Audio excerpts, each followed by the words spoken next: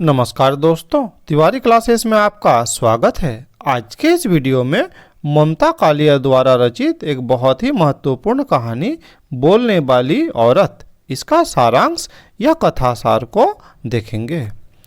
बोलने वाली औरत ममता कालिया द्वारा रचित मध्य वर्गीय परिवार की एक ऐसी स्त्री शिखा या दीपशिखा की कहानी है जो अपने सास बीजी जो कहती है, पति कपिल और बच्चे और ससुर से लगातार बोलती रहती है।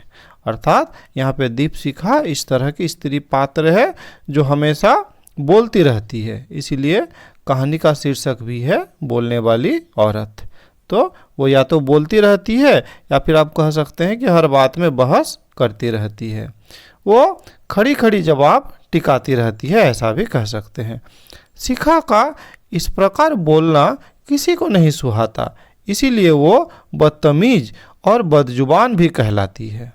शिखा अक्सर यह निश्चय करती है कि अब वो किसी भी परिस्थिति में कुछ भी नहीं बोलेगी, किंतु कोई न कोई घटना या प्रसंग उसे पुनः बोलने के लिए विवश कर देता है। अर्थात जब लोग बार बार उसको टोकते हैं तो वह भी समझती है और ये भी वो सोचती है कि अब वो बोलेगी ही नहीं, लेकिन फिर ऐसा इंसिडेंट आ ही जाता है, ऐसी परिस्थिति क्रिएट हो ही जाती है कि फिर से वो बोलने ही लगती है। शिखा प्रत्येक छोटी छोटी गौण बात पर भी बोलते हुए लगातार प्रतिक्रिया व्यक्त करती है और जिसका अंत उसे चुप रहने की सलाह से ही होता है। वास्तव में शिखा के बोलने में उसका उस पुरुष सत्तात्मक सामाजिक संरचना से प्रतिवाद करना शामिल है जिसमें पुरुष सहित स्त्रियां भी स्त्रियों के शोषक के रूप में उभरती है। अर्थात पुरुष तो स्त्रियों का शोषण करते ही हैं, लेकिन ये इस तरह का समाज का संरचना बना हुआ है कि स्त्रियां भी स्त्री का शोषक बन जाती है। दीपशिखा से उसके पति ने उस समय विवाह किया था जब वो बीएससी में पढ़ रही थी। पति ने उसकी मौलिक सोच तथा वक्तृत्व की क्षमता से प्रभावित होकर ही विवाह किया था। अर्थात वो बहुत अच्छा स्पीच देती थी, बहुत अच्छा बोल सकती थी और इस बात से प्रभावित होकर ही उसके पति ने उसे विवाह किया था। किंतु शिखा को अपनी उन्हीं गुणों के कारण बार बार आजकल अपमानित होना पड़ता है। कहानी के अंत में शिखा का अपना ही बेटा उसके मुंह पर एक घूंसा मारता है और तब वो कुछ भी बोलने में असमर्थ हो जाती है।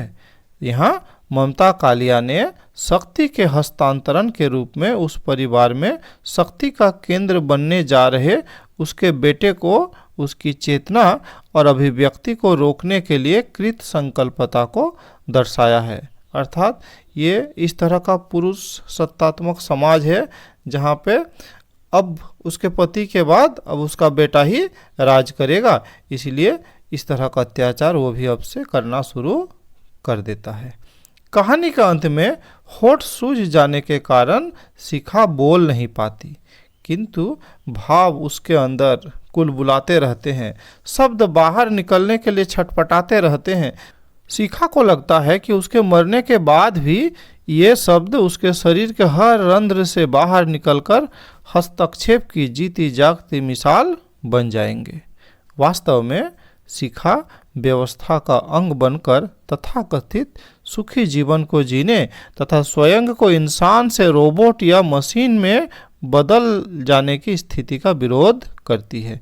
शिखा चाहती है कि जिस मौलिक सोच विचार के कारण उसने कपिल से विवाह किया था, गृहस्थी की गाड़ी खींचने में वह एक दूसरे की निजता का पर्याप्त स्थान भी दें।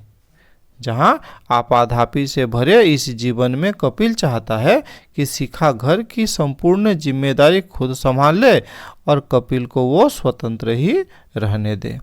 शिखा परिवार में खपने की स्थिति में अंतर विरोधों और असहज स्थितियों से दृढ़तापूर्वक जूझती है जो उसकी जीवंतता और सतत विरोध को दर्शाते हैं।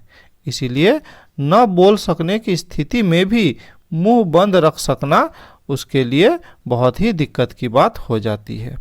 बोलने वाली औरत शीर्षक की सार्थकता समाज में स्त्रियों के प्रति दोहरी भूमिका निभाते हुए कठोर अनुशासन में होकर तथा स्त्रियों की अस्मिता और निजता के प्रश्न पर चुप्पी साधने के प्रतिक्रिया स्वरूप स्त्री बोलने का प्रयास करती है और अपने स्वत्व की पहचान करती हुई पुरुष सत्तात्मक समाज से अपने स्वप्नों, आकांक्षाओं और अधिकारों की मांग के लिए आक्रोश व्यक्त करती हुई स्त्री की आदर्श छवि को भी खंडित करती है।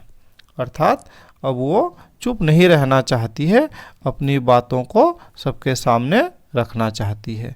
तब शायद एक ऐसा समय भी आएगा जब स्त्रियों को बिना बोले या बिना मांगे एक संपूर्ण व्यक्तित्व की पहचान हो सकेगी, जो इस कहानी के शीर्षक की सार्थकता भी है। तो इस प्रकार ये था इस कहानी का सारांश। अगर ये वीडियो अच्छा लगा तो लाइक शेयर कर सकते हैं, चैनल में नए हैं चैनल को सब्सक्राइब कर सकते हैं। इस वीडियो में मेरे साथ बने रहने के लिए बहुत बहुत धन्यवाद।